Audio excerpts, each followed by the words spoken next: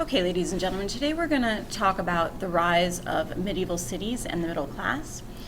Although scholars have long debated the extent of trade and urban life during the early Middle Ages, there is a general agreement that there was actually an increase in trade activity before the Crusades actually took place.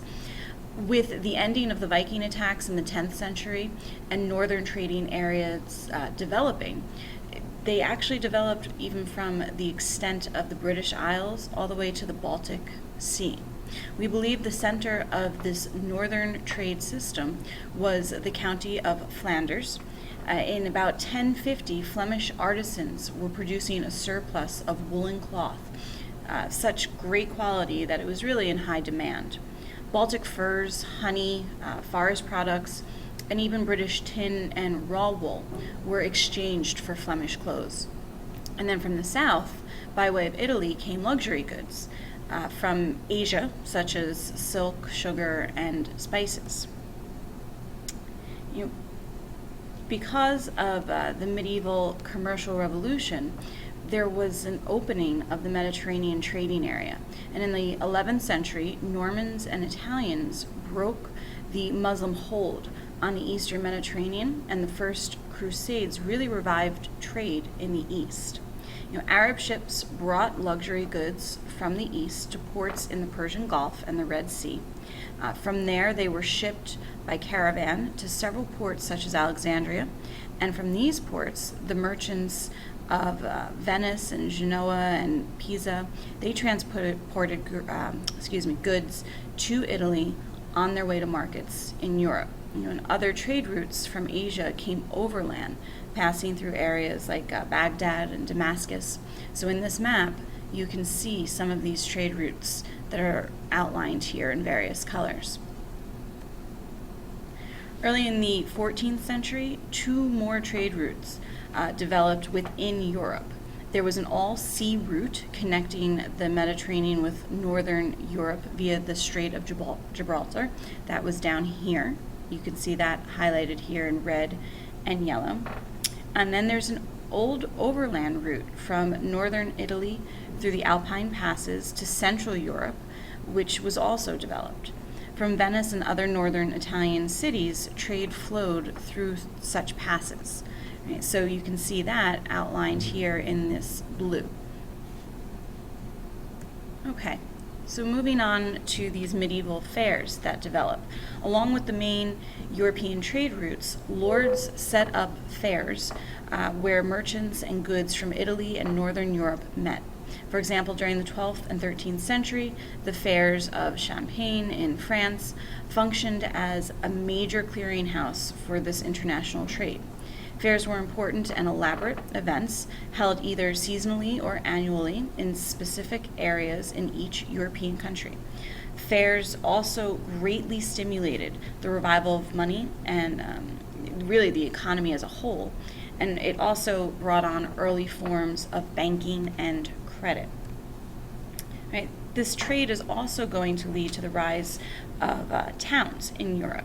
The resurgence of trade was really the prime cause for the revival of towns.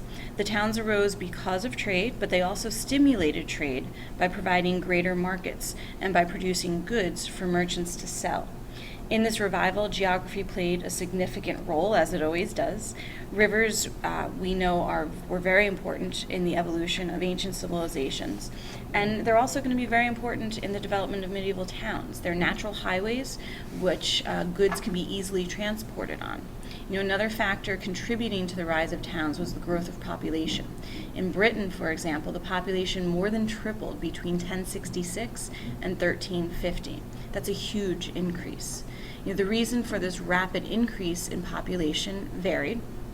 The ending of the bloody foreign invasions, and in some areas, the stabilization of feudal society were contributing factors to this rise in population.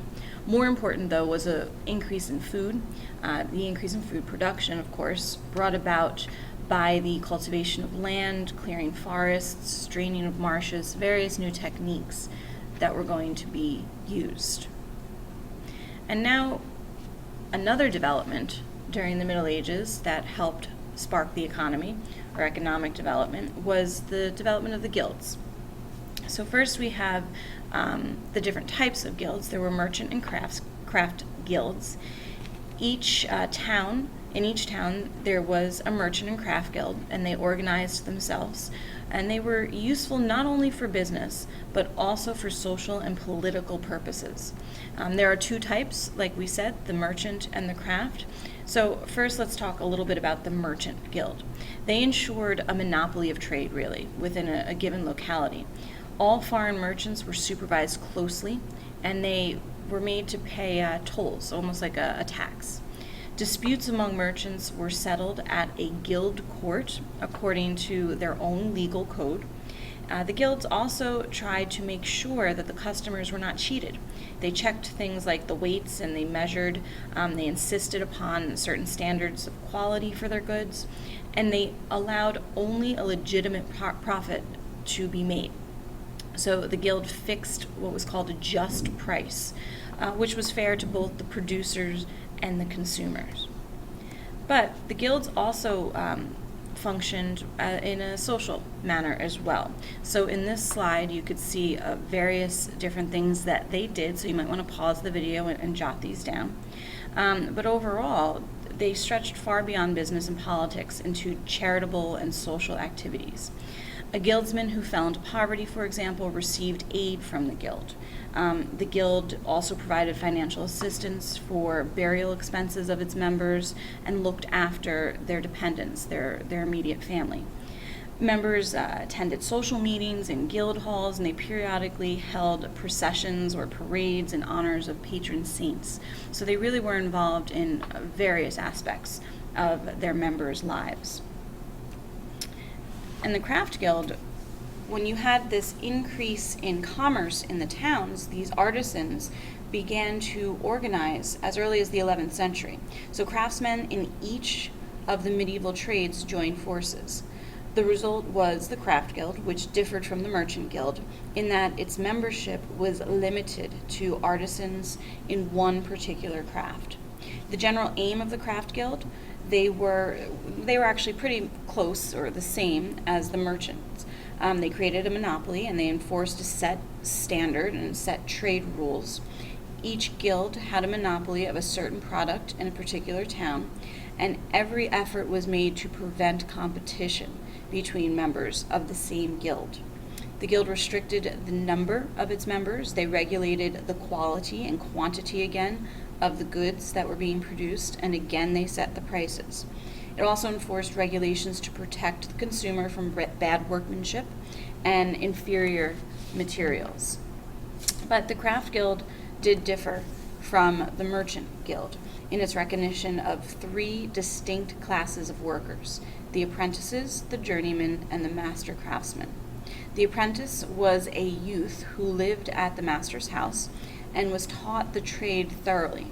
Although the apprentice received no wages, all his physical needs were met. The apprenticeship commonly lasted about 7 years. When the apprentice's schooling was finished, the youth became a journeyman. He was then eligible to receive wages and to be hired by a master. At about the age of 23, the journeyman sought an admission into the guild as a master. But to be accepted into this guild, he had to prove his ability. So some crafts demanded the making of a masterpiece, for example, a pair of shoes maybe, that the master shoemaker would find acceptable in every way. And then, of course, we have something new, these town charters and the rise of the middle class. All happening because of all of these other social, economic, and political developments during the Middle Ages. So acquiring urban freedom was really no small task. The guilds played an important role in their local government. Both artisans and merchants, even though freemen, were subject to the feudal lord or bishop on whose domain the city stood. The citizens of the town resented the fact that the overlord collected taxes and dues as though they were serfs. So their townsmen demanded the privileges of the governing. They wanted to govern themselves. And they also wanted to make their own laws and administer their own justice, and of course, levy their own taxes and distribute their own coinage or money. Naturally, the overlord resented these townsmen who demanded this autonomy or self-government, but the towns won their independence in various ways. So let's take a look. One way was to become a commune, a self-governing town. The merchant guilds took the lead in acquiring these charters for the self-government of these towns. Often a charter had to be won, though, by a revolt. In other circumstances, it could be purchased for a feudal lord, from a feudal lord if they needed the money.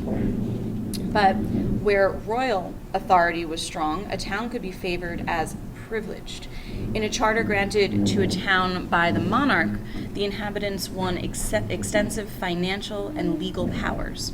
The town was given management of its own finances and paid its taxes in a lump sum to the king. It also was generally given the right to elect its own officials.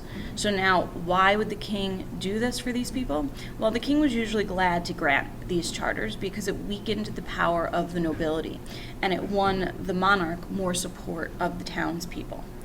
Founding these new towns was still another way in which feudal restrictions were broken. Shrewd lords and kings who recognized the economic value of having towns in their territories found carefully planned centers which, with well-designed streets, open squares, they created these towns really very specifically. And as a means of obtaining inhabitants for these towns, people to come and actually live there, they offered a lot of incentives in the form of personal privileges and tax limitations. But the rise of towns also led to the decline of serfdom.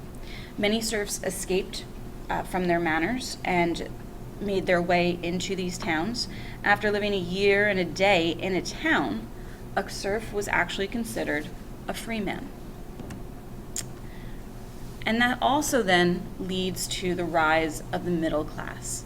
The triumph of the townspeople in their struggle for greater self-government meant that a new class evolved in Europe, a powerful, independent, self-assured group whose interest in trade was to revolutionize social and economic and political history, really. It's amazing what the difference is because of this particular class of people. The members of this class are referred to again as the middle class. Kings came to rely more and more on them rather than their nobility.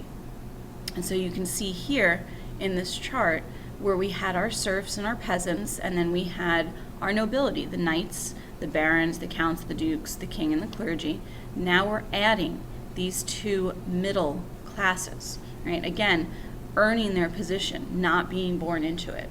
So a medieval townsman's rank was based on money and goods rather than birth and land.